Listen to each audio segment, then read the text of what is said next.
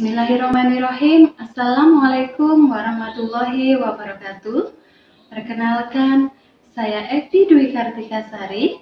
Saat ini saya merupakan dosen program studi S1 Akuntansi pada Institut Teknologi dan Bisnis Ahmad Dahlan, Lamongan. Pada kesempatan ini saya akan memaparkan deskripsi diri dalam unjuk kerja Tridharma Perguruan Tinggi, khususnya bidang pengajaran pada mata kuliah yang saya ampu, yaitu pengantar akuntansi. Mata kuliah pengantar akuntansi merupakan mata kuliah wajib yang harus ditempuh oleh mahasiswa semester 1 program studi S1 akuntansi yang memiliki bobot 3 SKS yang terdiri dari 2 SKS kuliah teori dan 1 SKS kuliah praktek. Mata kuliah pengantar akuntansi memberikan pengetahuan dan pemahaman terhadap pengertian dasar yang mendasari proses akuntansi pada perusahaan jasa, perusahaan dagang maupun perusahaan manufaktur, serta memberikan pengetahuan tentang arti penting ilmu dasar akuntansi, asumsi, standar, prinsip dan praktek yang mendasari penyusunan laporan keuangan. Pemahaman pengendalian internal kas, akuntansi persediaan, akuntansi piutang, dan akuntansi aktiva tetap.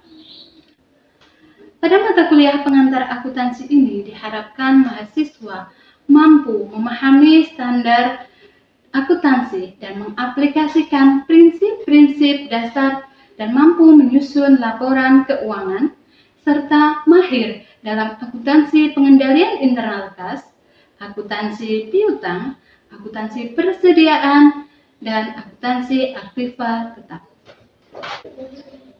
Sebagai seorang dosen, saya wajib menjalankan Tridharma Perguruan Tinggi, salah satunya yaitu bidang pengajaran, yang akan saya uraikan dalam 3 aspek, yaitu DEI, yang meliputi delivery, interaction, dan assessment.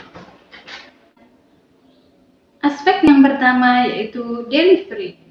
Delivery merupakan cara penyampaian materi perkuliahan dari dosen pada mahasiswa dengan mengacu pada RPS yang telah dijelaskan pada saat kontrak perkuliahan dan diharapkan mampu menunjang capaian profil lulusan yang disesuaikan dengan standar penyusunan kurikulum, yaitu sikap, pengetahuan, keterampilan umum, dan keterampilan khusus.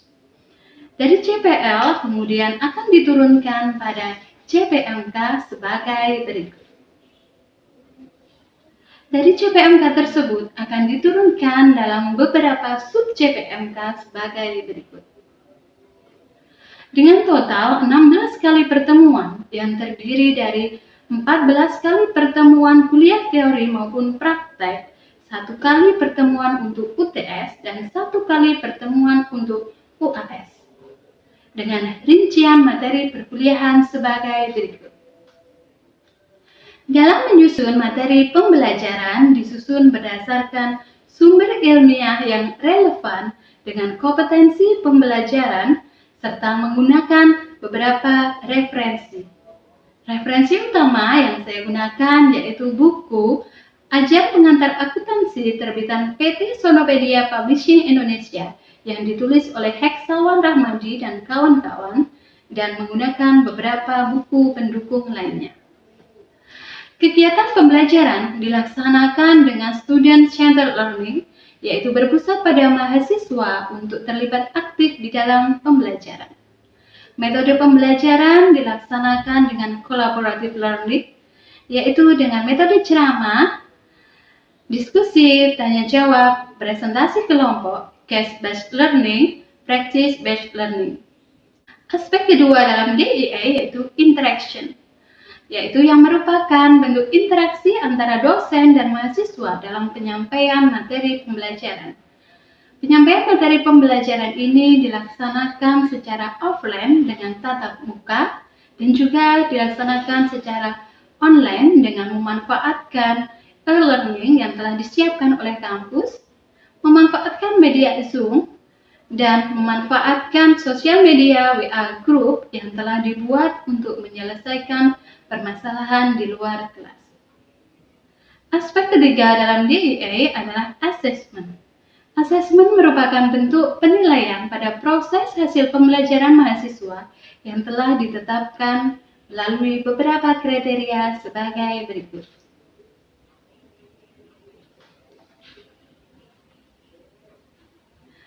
Demikian penjabaran DEA yang bisa saya sampaikan. Selanjutnya akan saya tayangkan cuplikan video pembelajaran pada kelas saya, yaitu kelas pengantar akuntansi. Selamat menyaksikan.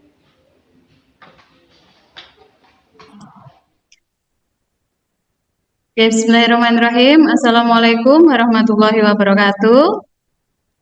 Waalaikumsalam warahmatullahi wabarakatuh.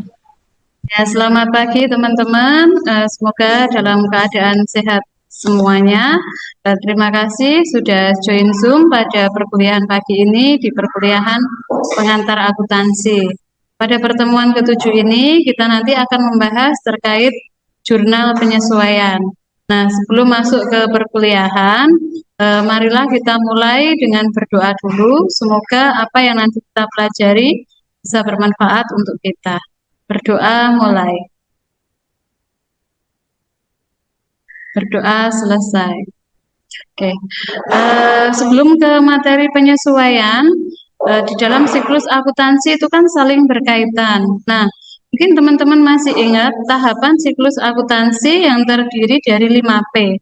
5P itu apa saja? Apakah ada yang masih ingat? Ada, Bu. Oke, silakan Mbak Feni. 5P itu meliputi pencatatan, penggolongan, peringkasan, pelaporan, dan penganalisisan. Oke, terima kasih untuk Mbak Feni, sangat tepat sekali. Mulai dari pencatatan, kemudian penggolongan, dari penggolongan peringkasan, pelaporan, dan penganalisisan. Nah, untuk tahapan jurnal penyesuaian ini kita lakukan sebelum ke pelaporan. Fungsinya untuk mencari nilai nominal yang real dan sesuai dengan jumlah di akhir periode. Jadi sebelum membuat laporan keuangan, setelah diringkas, tahapannya kan dari jurnal transaksi, kemudian dikelompokkan dalam besar, kemudian besar ke neraca saldo.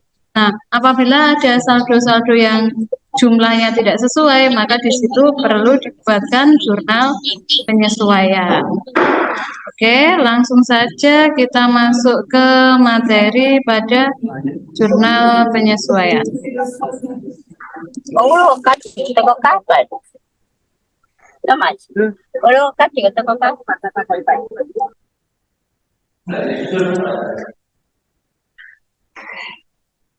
Sebentar.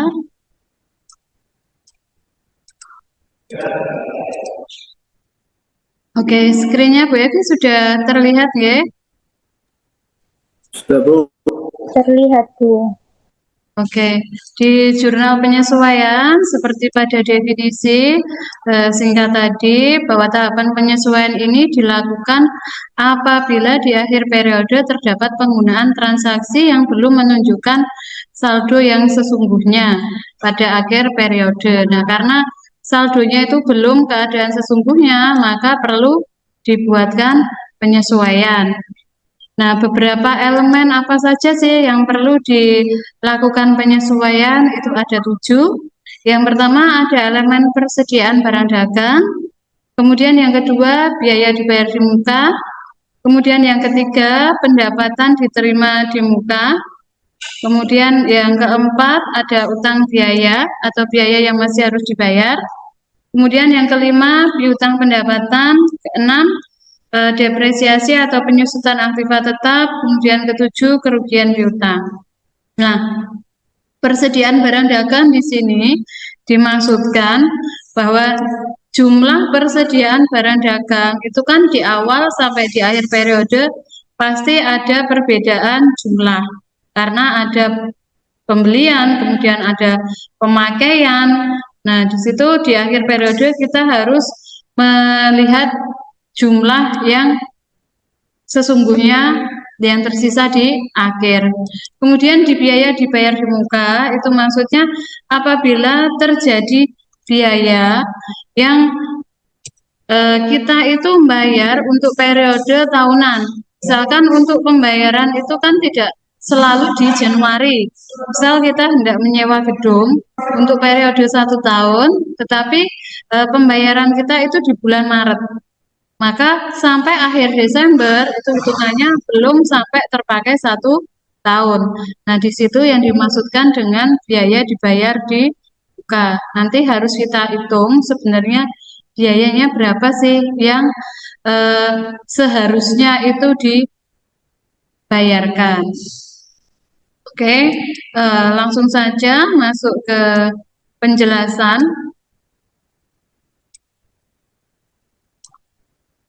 Nah, di penjelasan di sini untuk yang pertama adalah persediaan barang dagang.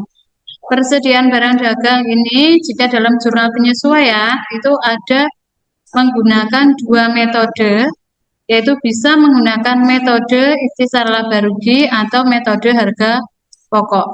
Nah, di dalam metode ikhtisar laba rugi itu fungsinya akun ikhtisar laba rugi hanya untuk menstabilkan nilai persediaan. Nah, ketika diketahui saldo persediaan setelah dilakukan stock of name atau dihitung fisiknya di akhir periode, misalkan di dalam soal ini, pada akhir periode tercatat saldo barang dagang awal sedianya 7 juta, kemudian di akhir 8.500.000. Maka untuk yang akan kita laporkan di dalam laporan keuangan harus kita laporkan sejumlah nominal yang di akhir, yaitu yang 8.500.000. Nah, agar 7 juta ini menjadi 8.500.000, maka yang semula ada di debit harus kita kurangi di kredit. Kemudian kita munculkan kembali dengan menambahkan di debit. Sehingga jika menggunakan metode ikhtisar laba rugi pada penyesuaian persediaan barang dagang, maka akun di dalam jurnal penyesuaiannya adalah ikhtisar laba rugi debit, persediaan barang dagang awal kredit. Kemudian dibalik, persediaan barang dagang akhir debit, ikhtisar laba rugi kredit. Next, selanjutnya untuk penyesuaian persediaan menggunakan metode harga pokok. Nah, jika menggunakan metode harga pokok, maka yang harus kita sesuaikan di akun jurnal penyesuaian ini adalah semua komponen yang berkaitan dengan perhitungan harga pokok penjualan. Nah, untuk menghitung harga pokok penjualan, kita pastinya melibatkan persediaan awal, kemudian ada pembelian, potongan pembelian, retur pembelian, beban angkut pembelian, dan persediaan barang dagang akhir. Nah, semua akun-akun yang berkaitan dengan HPP ini, yang semula saldo normalnya di debit, harus kita kreditkan. Sebaliknya, yang semula saldo normalnya di kredit harus didebitkan. Contohnya persediaan barang dagang. Saldo normalnya kan ada di debit. Nah, karena ini awal harus kita hapus untuk memunculkan nilai persediaan akhir, maka persediaan barang dagang awal harus kita kredit. Debitnya apa? Harga pokok penjualan. Kenapa? Karena kita menggunakan metode harga pokok penjualan. Kemudian pembelian ini kan saldo normalnya itu ada di debit, maka untuk penyesuaiannya harus kita kreditkan. Nominalnya berapa? Sejumlah nominal saldo pembelian. Kemudian beban angkut yang semulanya di debit harus kita kreditkan. Retur dan potongan pembelian yang semulanya di kredit harus di debit. Kemudian persediaan barang dagang akhir kita debitkan dengan mengkredit harga pokok penjualan. Sampai dengan penjelasan untuk penyesuaian persediaan, ada yang ditanyakan? Cukup ya, bisa dilanjut. Oke. Kemudian yang kedua, elemen yang harus disesuaikan yaitu tentang biaya dibayar di muka. Nah, ini seperti dicontohkan tadi, biaya dibayar di muka itu misalkan kita menyewa gedung, sewanya untuk periode 1 tahun, tapi dibayarkan misalkan di 1 Maret untuk 1 tahun. Nah, untuk periode laporan keuangan atau periode akhir tahun tutup buku itu kan biasanya terjadi di tanggal berapa? Periode akhir 31 Desember. di tanggal 31 Desember. Nah, kan tidak selalu ketika 1 tahun yang berakhir di Desember kan harusnya ini sudah dibayarkan di 1 Januari. Nah, tidak selalu kita melakukan pembayaran di muka itu di Januari. Jika lebih dari Januari, mungkin di Maret, April ataupun Mei, dalam kasus ini di Maret, berarti kita harus menghitung sebenarnya biaya yang dipakai atau digunakan antara Maret dan Desember itu berapa. Maka untuk sisanya itu akan menjadi harta. Nah, di dalam pencatatan penyesuaian untuk metode untuk akun biaya dibayar di muka ini ada 2. Ketika ada transaksi kita akui sebagai harta atau ketika ada transaksi kita akui sebagai beban. Contoh ketika ada transaksi kita akui sebagai harta. Misalkan tanggal 1 Maret dibayar sewa gedung untuk 1 tahun senilai 1 juta. Karena bayar sewa, kemudian sampean nyatetnya itu sewa dibayar di muka. Debit, bayar kan, kasnya berkurang di kredit. Nah, berarti kalau sampean menjurnalkan transaksinya seperti ini, berarti di sini biaya yang sampean bayarkan itu sampean akui sebagai harta. Tetapi ketika bayar sewa itu sampean jurnalkan seperti ini, beban sewa, debit, kemudian kan lagi pendapatannya ini pekerjaannya sudah selesai. Nah, itu untuk jurnal penyesuaiannya. Ada yang bisa bantu menjawab? Iya, Bu. Oke, Jadi itu pendapatan diterima di mukanya itu di akun debit, sedangkan untuk akun kreditnya itu pendapatan. pendapatan diterima di mukanya debit, kreditnya pendapatan. Nominalnya berapa? Nominalnya 400. Nominalnya 400. Oke, terima kasih Mbak Asri. Kenapa nominalnya di sini 400? Karena 400 ini kan yang sudah selesai dilaksanakan. Maka di akhir periode kita harus mencari jumlah pendapatan diterima di muka yang sesungguhnya. Nah, ini dari di sini ditulis di kredit 1.200.000. Kemudian yang sudah selesai, berarti ini kan sudah tidak menjadi pendapatan di muka sebesar 400. Maka nominalnya adalah selisih antara 1.200.000 dan 400. Berapa? 800. Kemudian yang ketiga, asuransi dibayar di muka yang menjadi beban. Berarti ini masuk ke komponen beban yang biaya yang harus dibayar. Ada biaya yang harus dibayar, jurnal penyesuaiannya seperti apa bunyinya? Beban asuransinya di debit, terus asuransi dibayar di mukanya kredit, Bu. Oke, beban asuransi debit 25.000, kreditnya asuransi dibayar di muka. Oke, terima kasih. Kemudian ada peralatan disusutkan 60 Ibu, ini ada penyusutan. Untuk jurnal penyesuaiannya gimana kalau penyusutan?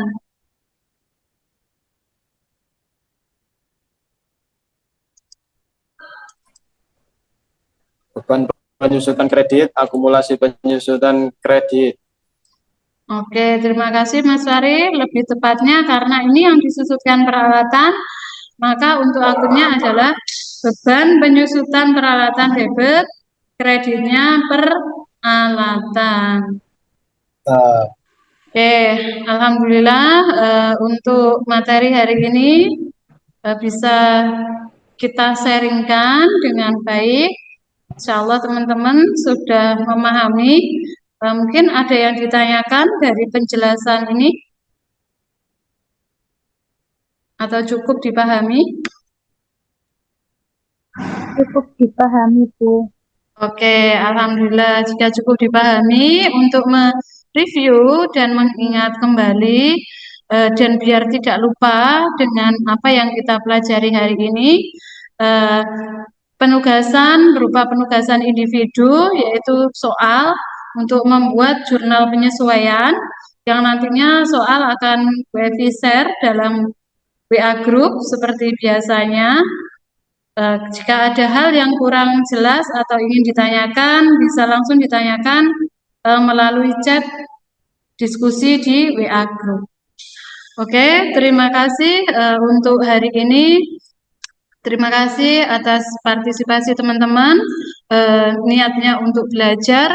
Semoga apa yang kita pelajari bersama dan kita sharingkan ini menjadi suatu ilmu yang bermanfaat untuk kita semua.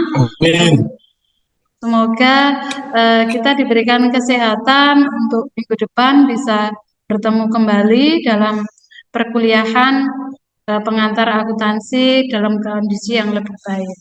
Terima kasih sekali lagi, mohon maaf apabila ada hal yang kurang berkenan, salah-salah kata dari Bu Evi.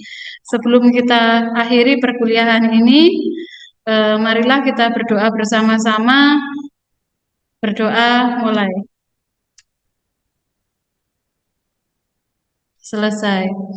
Alhamdulillah, terima kasih sekali lagi. Selamat beraktivitas.